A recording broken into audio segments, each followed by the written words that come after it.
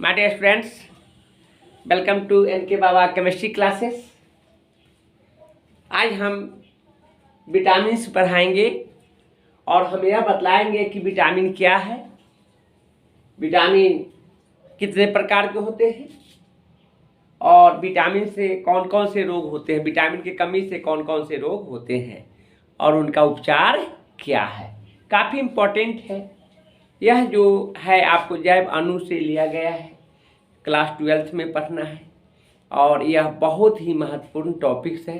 दैनिक जीवन में इसका काफ़ी उपयोग है, व्यवहारिक जीवन में इसका काफ़ी इसको जानने की आवश्यकता है। इन सारी बातों को हम यहाँ पर ध्यान दिला रहे हैं। तो देखिए, हमने क्वेश्चन के रूप में रखा है विटामिन क्या है।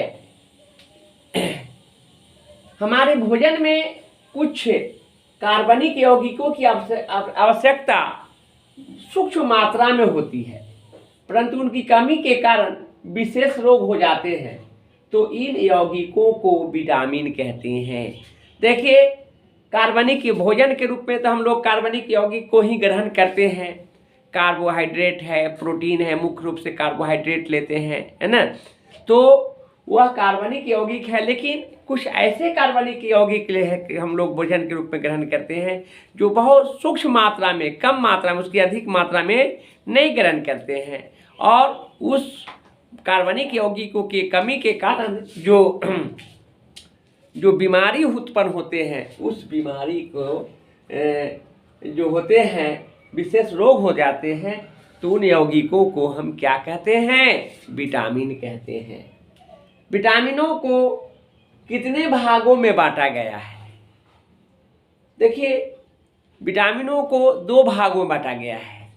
जल तथा वसा में विलेयता के आधार पर विटामिनों को 2 वर्गों में वर्गीकृत किया गया है। एक है जल में विलेय विटामिन और दूसरा है वसा में विलेय विटामिन। जल में विलेय विटामिन जो होते हैं उसकी चर्चा करेंगे। वसा में विलेय विटामिन जो है वह है A, D, E, K और जल में विलेय विटामिन जो है वह विटामिन B है और C है। याद रखेंगे, विटामिन B और विटामिन C। तो पूछा गया क्वेश्चन है कि विटामिन बी किस में घुलता है? जल में घुलता है। विटामिन सी किस में घुलता है? तो जल में घुलता है। और विटामिन ए किस में घुलता है? वसा में घुलता है। विटामिन डी किस में घुलता है? वसा में घुलता है। विटामिन ई किस में घुलता है? वसा में घुलता है। विटामिन के किस में घुलता है? वसा में घुलता है। तो संपूर्ण विटामिनों को जो वर्गीकृत किया गया है वह घुलनशीलता के आधार पर किसमें? जल में घुलनशीलता के आधार पर और वसा में घुलनशीलता के आधार पर वर्गीकृत किया गया है। तो यहाँ पर आप देखेंगे 2 तरह के विटामिन की हमने बात किया है। जल में विलेय विटामिन बी और सी है और वसा में विलेय विटामिन ए, डी, ई और के है। याद रखेंगे, बेहतर। नेक्स्ट है कि जल में विलेय विटामिन क्या है या क्या समझते हैं। बहुत अच्छा चीज है, ध्यान देंगे। वैसे विटामिन जो जल में विलीन हो जाता है अर्थात जल में घुल जाता है तो उसे जल में विलेय विटामिन कहते हैं। जैसे में यहाँ पर बी वर्ग के विटामिन तथा विटामिन सी जल में विलेय विटामिन है। बी वर्ग कहने का क्या मतलब है? बी वर्ग कहने का मतलब विटामिन बी वर्ग कहने का मतलब कि इसके अंतर्गत बहुत सारे विटामिन होंगे। Vitamin B1, vitamin B2, vitamin B3, vitamin B6, vitamin B12, ये सारे विटामिन होते हैं। यानी विटामिन बी का यह वर्गीकरण है और इसलिए विटामिन वर्ग बी वर्ग कहने का मतलब बी कम्प्लेक्स विटामिन, उसमें विटामिन के बहुत बी का बहुत सारे भाग होंगे, है ना। तो यह दोनों वर्ग बी वर्ग के विटामिन तथा विटामिन सी जल में विलय होते हैं, अतः इन्हें एक साथ एक वर्ग में रखा गया है। जल में विलय होने के कारण एक साथ एक ही वर्ग में रखा गया। मात्र दो विटामिन बी और विटामिन सी दो ही को एक ही वर्ग में रखा गया है कि दोनों केवल और केवल जल में घुलते हैं।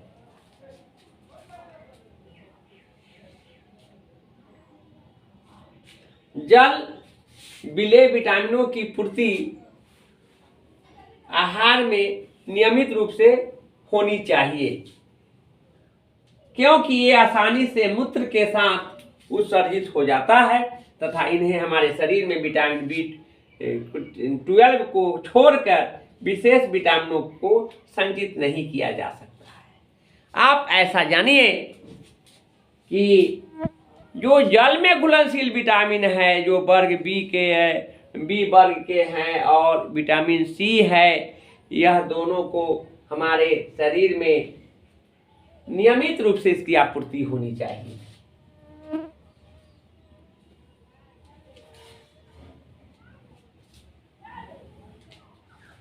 कारण यह है कि यह दोनों विटामिन जो हम लोग ग्रहण करते हैं, क्योंकि यह शरीर में संचित होता नहीं है, तो यह सबके सब मूत्र मार्ग से पेशाब के द्वारा यह सबके सब विटामिन डिस्चार्ज हो जाता है, तो विटामिन को संचित नहीं होता है। उसमें एक विटामिन को छोड़ करके वह विटामिन B12 है, यानी विटामिन B12 शरीर में संचित होते हैं। इसको छोड़कर कोई भी विटामिन जो जल में घुलने वाले हैं शरीर में संचित नहीं होते हैं, सब के सब मूत्र के द्वारा डिस्चार्ज उत्सर्जित हो जाते हैं। तो ऐसे इसलिए हमारे विटामिनों शरीर में विटामिनों को होना आवश्यक है।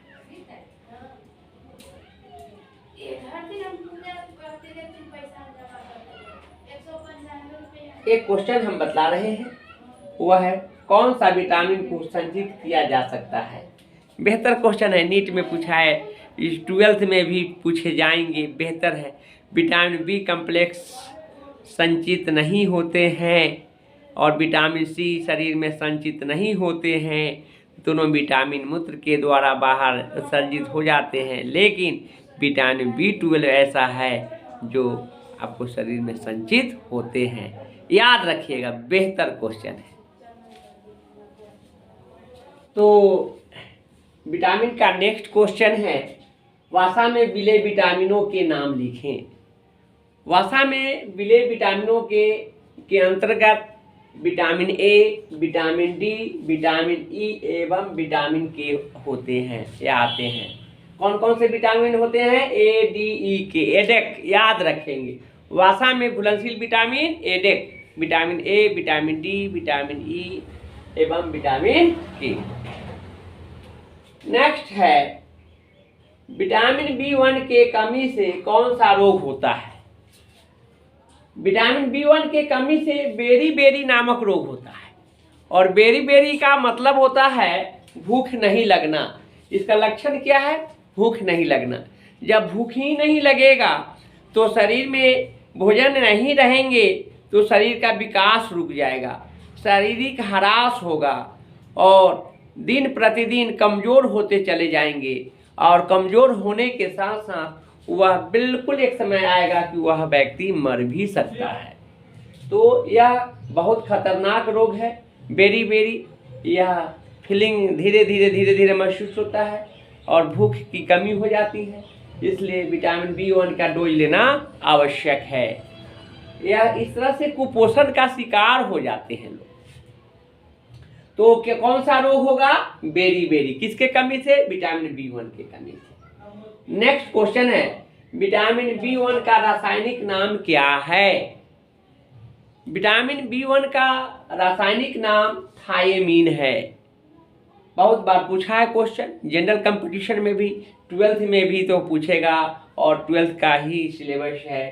तो विटामिन B1 का रासायनिक नाम होगा थायमीन। क्या होगा? थायमीन। नेक्स्ट क्वेश्चन, विटामिन 2 का रासायनिक नाम क्या है? विटामिन 2 का रासायनिक नाम राइबोफ्लेविन है। विटामिन B2 का रासायनिक नाम राइबोफ्लेविन होता है, काफी इंपॉर्टेंट है, इसको याद रखेंगे। Riboflavin vitamin B2, riboflavin vitamin B2 और थायमिन विटामिन B1, याद रखें। नेक्स्ट है, विटामिन B6 का रासायनिक नाम क्या है? विटामिन B6 का रासायनिक नाम पिरिडॉक्सिन है। विटामिन B6 का रासायनिक नाम पिरिडॉक्सिन है। बहुत अच्छा क्वेश्चन है ये भी। इसके बाद है नेक्स्ट क्वेश्चन, विटामिन C का रासायनिक नाम क्या है? विटामिन C का रासायनिक नाम एस्कॉर्बिक एसिड है। विटामिन C का रासायनिक नाम एस्कॉर्बिक अम्ल। एस्कॉर्बिक अम्ल का मतलब होता है विटामिन C, और जितने भी रसदार फल है, नींबू है, संतरा है, आंवला है, सभी में विटामिन C मिलते हैं, इसका प्रचुर मात्रा में मिलता है। आंवला में तो बहुत ही ज़्यादा, इसलिए कहा गया है गुणों का खान आंवला। एक प्रकार का एंटीबायोटिक है। आंवला में बहुत विटामिन C है और बहुत सारे विटामिन का उसमें संग्रह है, काफ़ी स्वास्थ्य के लिए अच्छी चीज़ है। और आंवला को तो सेवन करना चाहिए, खाना चाहिए, भोजन के रूप में उसका जो है बहुत सारे तरह से उसका प्रयोग करना चाहिए, ताकि शरीर की जो प्रतिरोधी क्षमता है उसको मेंटेन करके रखेगा। तो विटामिन C काफ़ी पॉपुलर है, इसमें जानेंगे। एस्कॉर्बिक अम्ल का मतलब ही होता है विटामिन C। इसके बाद आएंगे, विटामिन A का रासायनिक नाम क्या है? विटामिन A का रासायनिक नाम रेटिनॉल है। रेटिनॉल है विटामिन A का रासायनिक नाम रेटिनॉल। रेटिनॉल का मतलब रेटिना से है। रेटिना आँख का एक भाग है, और आँख में जो भी गड़बड़ी होता है वह उसकी कमी कौन से विटामिन की कमी कारण होता है? तो विटामिन A की कमी। नाइट ब्लाइंडनेस कहते हैं, जिसको रतौंधी कहते हैं, रतौंधी है ना, या रात्रि अंधता है ना, नहीं बुझाना, मोतियाबिंद तक हो जाता है। यह काफ़ी पॉपुलर है विटामिन A। कई एक बार जितने भी जनरली क्वेश्चन पूछे जाते हैं, सभी एग्जामिनेशन में ये क्वेश्चन रहते हैं। क्योंकि आँख काफ़ी, जान लीजिए कि एक मूल्यवान चीज़ है, और इसके लिए होना आवश्यक है, और इस बार बार ये आपको पॉपुलर इंडिकेट किया जाता है।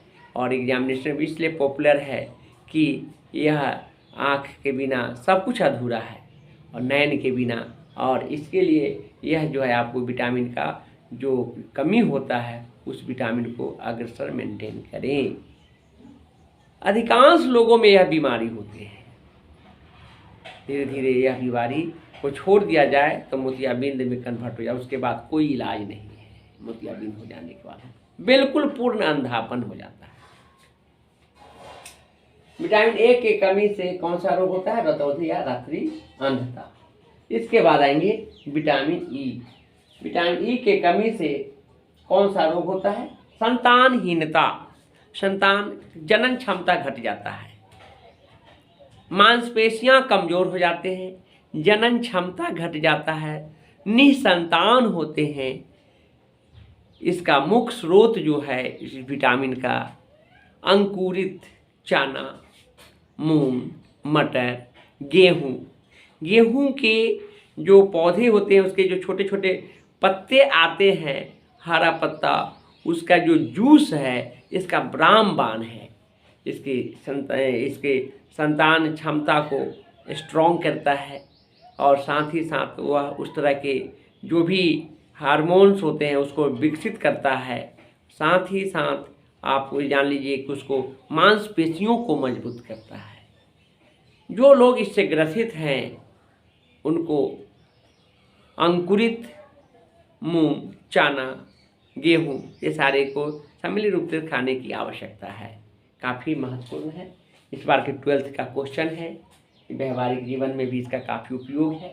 तो इस तरह से हमने विटामिनों का वर्गीकरण किया, विटामिन क्या है, विटामिन के कितने प्रकार होते हैं, कौन कौन से विटामिन हैं, कौन से विटामिन जल में घुलते हैं, कौन से वसा में घुलते हैं, जल में कौन से विटामिन शरीर में संचित नहीं रहते हैं और रहते भी हैं तो कौन है और क्यों, तो वह है B12 है। और क्यों संचित नहीं रहते हैं, तो वह न रहने का कारण क्या है, तो वह मूत्र मार्ग से, मूत्र के द्वारा वह बिल्कुल उत्सर्जित हो जाते हैं।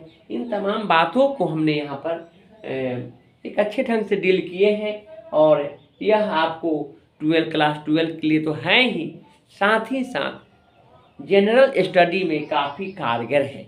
विटामिन से हर बार 12th एग्जामिनेशन में क्वेश्चन पूछे जाते हैं। इस बार भी रहा है, पिछले साल भी रहा है। कभी विटामिन B1, कभी विटामिन आपको C, कभी विटामिन A, कभी विटामिन E, कभी विटामिन D और कभी विटामिन K। इस तरह से पूछे जाते हैं। कभी पूछता है कौन सा जल में घुलनशील विटामिन है, कभी पूछता है कौन सा जल वसा में घुलनशील विटामिन है, कभी विटामिनों के रासायनिक नाम पूछ देता है। तो ये तमाम बातों को इंटरेस्टिंग है, बोरिंग भी नहीं है, जानने की भी ज़रूरत है। इसको ध्यान में रखेंगे और इसको याद कर जाएंगे। आज के लिए हम इतना ही रखेंगे।